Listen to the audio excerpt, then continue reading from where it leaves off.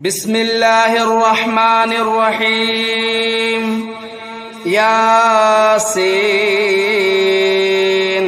والقرآن الحكيم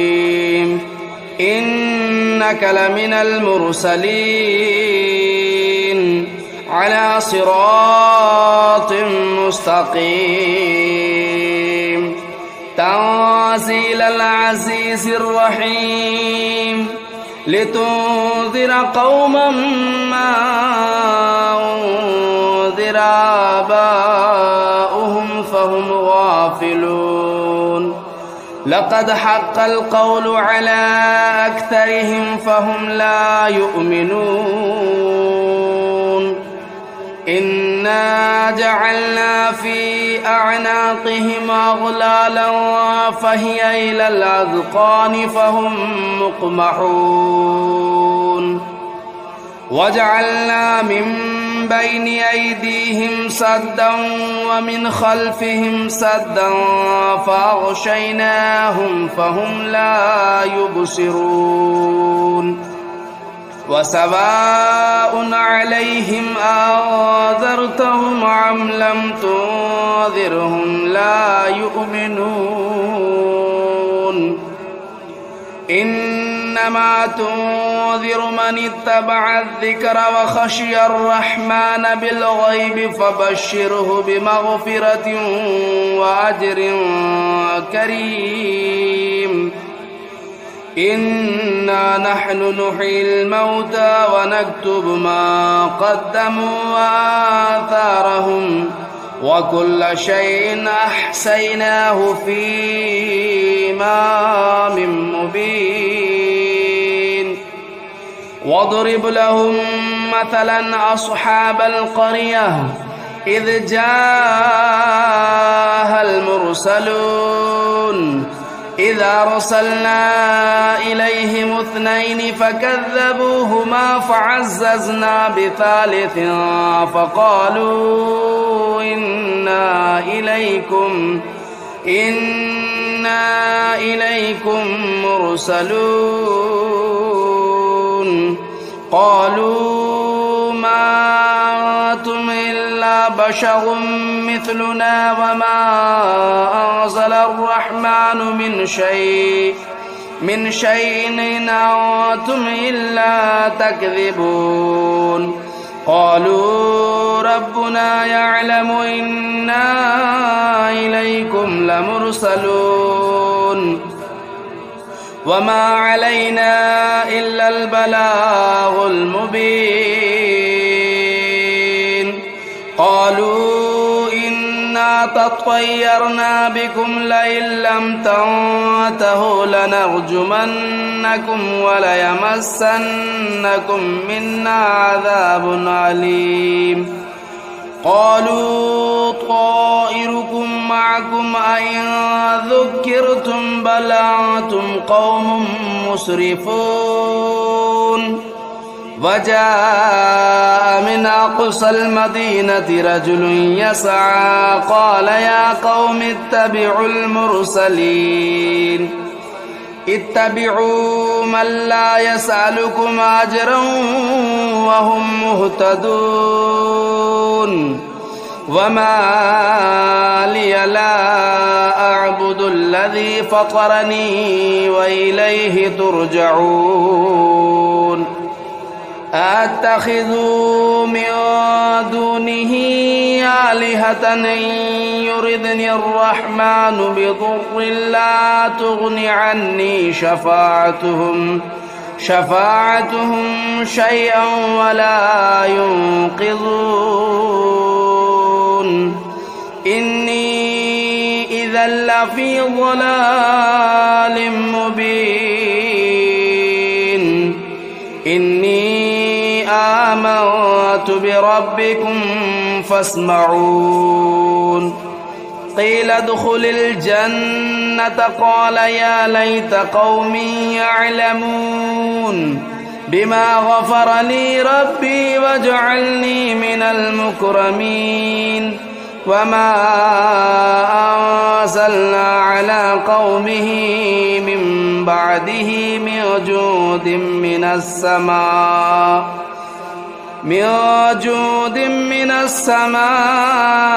وما كنا منزلين إن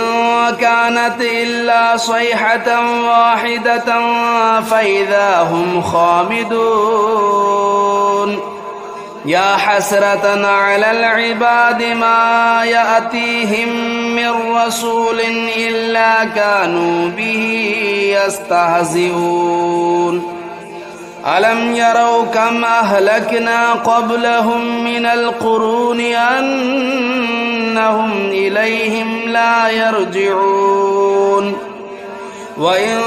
كل لما جميع لدينا محضرون وآية لهم الأرض الميتة أحييناها وأخرجنا منها حبا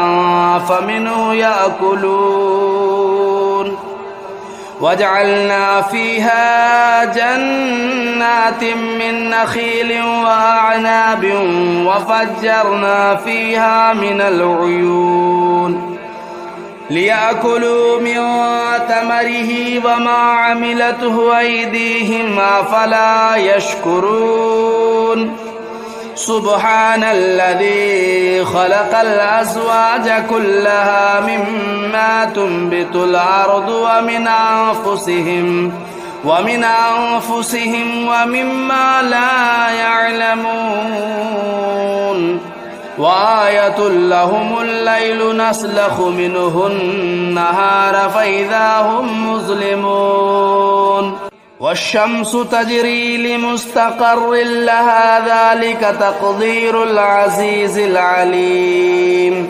والقمر قدرناه منازل حتى عاد كالعرجون القديم لا الشمس ينبغي لها أن تدرك القمر ولا الليل سابق النهار وكل في فلك يسبحون وآية لهم أنا حملنا ذريتهم في الفلك المشحون وخلقنا لهم من مثله ما يركبون وإن نشأ نغرقهم فلا صريخ لهم ولا هم ينقذون إلا رحمة منا ومتاعا إلى حين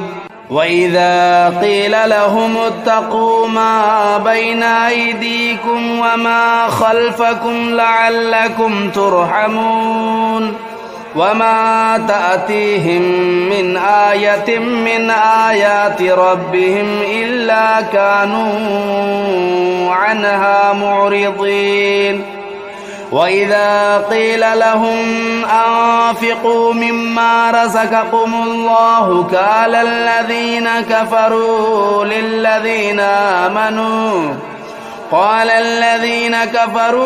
للذين آمنوا أنطعم من لو يشاء الله أطعمه إن أنتم إلا في ضلال مبين ويقولون متى هذا الوعد إن كنتم صادقين ما ينظرون إلا صيحة واحدة تأخذهم وهم يخصمون فلا يستطيعون توصية ولا إلى أهلهم يرجعون ونفخ في الصور فإذا هم من الأجداث إلى ربهم ينسلون قالوا يا ويلنا من بعثنا من مرقدنا هذا ما وعد الرحمن وصدق المرسلون إن كانت إلا صيحة واحدة فإذا هم جميع لدينا محضرون فاليوم لا تظلم نفس شيئا ولا تجزون إلا ما كنتم تعملون إن أصحاب الجنة اليوم في شغل فاكهون هم وأزواجهم في ظلال على الأرائك متكئون لهم فيها فاكهة ولهم ما يدعون سلام قولا من رب رحيم وامتازوا اليوم أيها المجرمون ألم أعهد إليكم يا بني آدم ألا تعبدوا الشيطان إنه لكم عدو مبين وأن اعبدوني هذا صراط مستقيم ولقد أضل منكم جبلا كثيرا أفلم تكونوا تعقلون هذه جهنم التي كنتم توعدون اصلوها اليوم بما كنتم تكفرون اليوم نختم على أفواههم وتكلمنا أيديهم وتشهد أرجلهم بما كانوا يكسبون ولو نشاء لطمسنا على أعينهم فاستبقوا الصراط فأنى يبصرون ولو نشاء لمسخناهم على مكانتهم فما استطاعوا مضيا ولا يرجعون ومن نعمره ننكسه في الخلق أفلا يعقلون وما علمناه الشعر وما ينبغي له إن هو إلا ذكر وقرآن مبين لينذر من كان حيا ويحق القول على الكافرين أولم يروا أنا خلقنا لهم مما عملت أيدينا أنعاما فهم لا مالكون وذللناها لهم فمنها ركوبهم ومنها يأكلون ولهم فيها منافع ومشارب أفلا يشكرون واتخذوا من دون الله آلهة لعلهم ينصرون لا يستطيعون نصرهم وهم لهم جند محضرون فلا يحزنك قولهم إنا نعلم ما يسرون وما يعلنون أولم ير الإنسان أنا خلقناه من نطفة فإذا هو خصيم مبين وضرب لنا مثلا ونسي خلقه قال من يحيي العظام وهي رميم قل يحييها الذي أنشأها أول مرة وهو بكل خلق عليم الذي جعل لكم من الشجر الأخضر نارا فإذا أنتم منه توقدون أوليس الذي خلق السماوات والأرض بقادر على أن يخلق مثلهم بلى وهو الخلاق العليم إنما أمره إذا أراد شيئا أن يقول له كن فيكون فسبحان الذي بيده ملكوت كل شيء وإليه ترجعون بسم الله الرحمن الرحيم الرحمن علم القرآن خلق الإنسان علمه البيان الشمس والقمر بحسبان والنجم والشجر يسجدان والسماء رفعها ووضع الميزان ألا تطغوا في الميزان وأقيموا الوزن بالقسط ولا تخسروا الميزان والأرض وضعها للأنام فيها فاكهة والنخل ذات الأكمام والحب ذو العصف والريحان فبأي آلاء ربكما تكذبان خلق الإنسان من صلصال كالفخار وخلق الجان من مارج من نار فبأي آلاء ربكما تكذبان رب المشرقين ورب المغربين فبأي آلاء ربكما تكذبان مرج البحرين يلتقيان بينهما برزخ لا يبغيان فبأي آلاء ربكما تكذبان يخرج منهما اللؤلؤ والمرجان فبأي آلاء ربكما تكذبان وله الجوار المنشآت في البحر كالأعلام فبأي آلاء ربكما تكذبان كل من عليها فان ويبقى وجه ربك ذو الجلال والإكرام فبأي آلاء ربكما تكذبان يسأله من في السماوات والأرض كل يوم هو في شأن فبأي آلاء ربكما تكذبان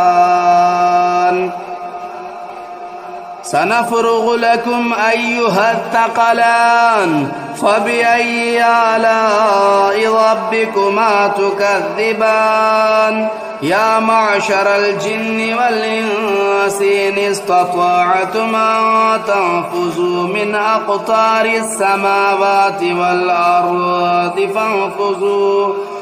لا تنفذون إلا بسلطان فبأي آلاء ربكما تكذبان يرسل عليكما شواظ من نار ونحاس فلا تنتصران فبأي آلاء ربكما تكذبان فإذا انشقت السماء فكانت وردة كالدهان فبأي آلاء ربكما تكذبان فيومئذ لا يسأل عن ذنبه إنس ولا جان فبأي آلاء ربكما تكذبان